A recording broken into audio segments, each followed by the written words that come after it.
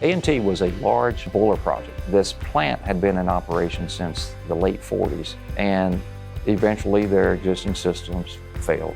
And that plant served the whole A&T campus, and it was a critical process to have those systems back up and operational. To put 3 huge boilers in there, 2 new DAs, surge tank, all the condensate pumps, feed water pumps, heat exchangers, all the components, gas lines, fuel lines, everything that was involved in that project. Had to work very closely with AC Corp. They were our big horse. They ran all of the piping, plumbing, and mechanical. Worked very closely with AC Corp, superintendents and foremen on a daily basis. Very easy to work with, very helpful. If we had a problem, we could call them and try to get something going as far as a resolution. This was not an easy project. Just knowing that they had the experience and the know-how, how to tackle certain situations, they made the resolution easy to figure out and move forward. They kept a positive attitude. We worked 7 days a week for pushing probably 4 months. Whenever work was required, they were here. Yeah, I learned a lot as far as the piping and the connections. I would recommend AC Corporation, and I would love to work with them again.